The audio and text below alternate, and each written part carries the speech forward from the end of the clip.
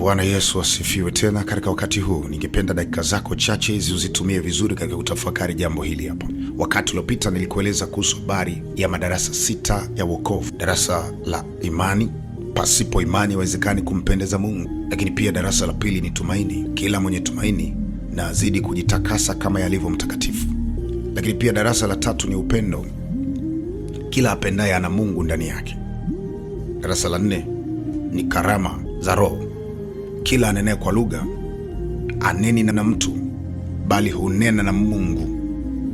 Darasa la 5 ni siri za Mungu, siri za Bwana ziko kwa wale wamchao. Darasa la 6 ni ibada. Lakini madarasa ya awali huwa kidogo yana uwepesi kwa wakati. Waweza kuamini kwa sababu unasikia kila siku neno la Mungu. Unaweza kutumaini kwa sababu ya shuhuda za watu, na umeona watu wengi wakishuhudia, basi na unaona iko siku nami nitatendewa kama fulani. Kwa tumaini lako lazidi kuendelea kukua.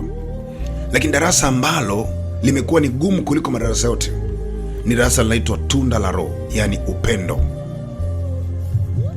Pasipo upendo hakuna kitu kitatokea. Darasa la upendo ni darasa gumu sana ambalo watu wengi wameshindwa kuvuka.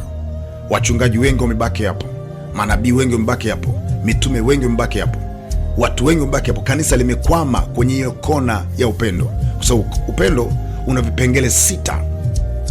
Biblia inasema mpende Bwana Mungu wako kwa moyo wako wote, kwa roho yako yote, kwa nguvu zako zote, na kwa akili yako yote.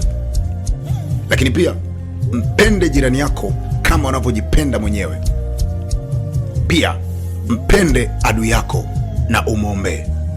Vyote hivyo ni vipengele vya upendo na lazima uvitimize uweze kuvuka. Kumpenda Mungu kwa moyo wako wote maana yake nini? Maana yake ndani ya moyo wako asiwepo mtu mwingine yoyote au chochote kile. Mungu amekupa vyote, lakini katika kukupa vyote hataki kwenye kile chumba kinaitwa moyo kikae hicho kitu alichokupa. Anasema msiabudu kitu kingine isipokuwa mimi.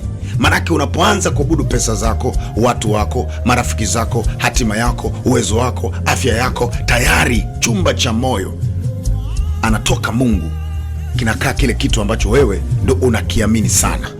Kumpenda Mungu kwa moyo wako wote, maanake katika chumba kile abaki Mungu peke yake. Kumpenda Mungu kwa roho yako yote, maanake kumpenda Mungu katika kumwabudu kisitokee kitu cha kukutenganisha na ibada. Yani bora ufe kuliko ukose ibada, bora kufa kuliko kukosa kumwabudu Mungu kwa roho yako yote. Maanake uzame rohoni, maana rohoni ni baraza la uwepo wa Mungu.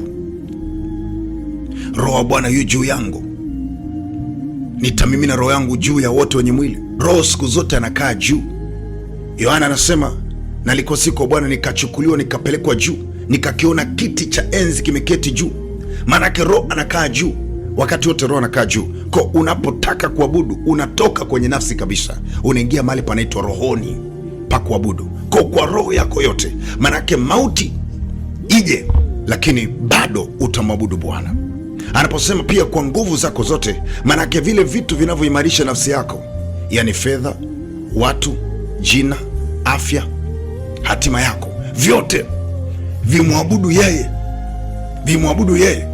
Yani haijalishi unavyo vitu, lakini kugaragara kwako, kuvurukuta kwako chini, kuvitoa mbele za Bwana isiyo tatizo. Yani Bwana awe namba moja. Ukishindwa kufanya hivyo, maana yake hivyo vitu vimekaa kwenye chumba cha Mungu kinachoitwa moyo, maana moyo ni chumba chake Mungu peke yake.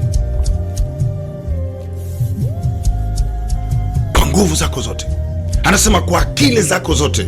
Namba 4, mpende Bwana Mungu wako kwa akili zako zote. Biblia inasema nyoka alikuwa mwerevu kuliko wanyama wote aliwafanya Bwana Mungu pale bustanini. Nyoka alikuwa na uwerevu kuliko wanyama wote, lakini mwanadamu yeye alikuwa na vitu 5 ambavyo ni tofauti na uwerevu. Mwanadamu hakuwa na uwerevu, ila Yesu Kristo alipokuja alitupa uwerevu. Kuna mahali andiko moja linasema naye tumemjua Yesu Kristo amekuja ametupa akili. Manake hatukuwa na akili za kutosha, hatukuwa na uwerevu. Ndio maana ilikuwa rahisi nyoka kumdanganya Eva, maana uwerevu ulikuwa ni mdogo. lakini Yesu alipokuja aliongeza uwerevu, na sisi tumekuwa na akili. Kwa akili zako zote, maanake tumia maarifa na mbinu zote katika kumpenda Bwana. Akili zitumike katika kumpenda Bwana, akili zitumike, teknolojia itumike, vitu vitumike, akili itumike katika kumsifu Bwana. Huo ni upendo unaomhusu Mungu. Lakini kuna upendo mwingine unaitwa mpende jirani yako kama nafsi yako. Jirani unatakiwa kumpenda kama unavyojipenda wewe. Kwanza unajipenda wewe, alafu ndipo unampenda jirani kwa kiwango kile ulichojipenda wewe. Lakini namba moja ni wewe. Usipate tabu sana hapo. Mwenye kanzu mbili ampe mmoja asiye na kanzu.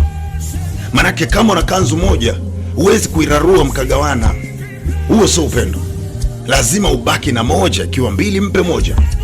Lakini kuna upendo mwingine unaitwa pende adui yako na umwombe. Hapo sasa ndo kipengele kigumu ambacho wengi hawakiwezi. Kwa nini umpende adui? Kwa nini umpende adui? Hatumpendi adui eti kwa sababu adui anafaa kupendwa. Tena anasema mpende na umwombe, so mweke karibu, yani yuko mbali, mpende kule kule, umwombe kule kule na uendelee kumpenda. Manake usipompenda umemweka moyoni, utamkumbuka wakati wote. Sasa muombe ili atoke moyoni mwako, akae nje na moyo, maana moyo ni chumba cha Mungu. Hatumpendi adui kwa sababu zetu. Hii ni sababu ya Kikristo, kwamba kwa sababu ya kazi ya Mungu sina budi, kwa sababu mimi si mimi wangu mwenyewe, bali mimi naishi kwa sababu ya Kristo, basi sina budi kumpenda adui yangu. Tukivuka ili darasa, ndio tunaingia kwenye darasa lingine linaitwa karama za rohoni. Hapo utaanza kuongea na Mungu, atakutembelea, mtapiga hadithi, maana Mungu ni pendo. Ukimaliza kupiga hadithi na Mungu, sio shida kukupatia siri zake. Ukisijua siri za Mungu, sio tatizo kuabudu na kupotelea kwenye ibada siku 3-4, unakuja kutokea mwilini baada ya siku 6. Shangaa ulikuwa wapi? Ulikuwa rohoni, umezama, unamwabudu Bwana. Kuna watu wanaenda rohoni, wewe tu ndo bado. Mungu akusaidie asubuhi ya leo katika mafafanuzi machache hayo, akupe neema ya kuelewa zaidi katika jina la Yesu Kristo Nazareti. Amen.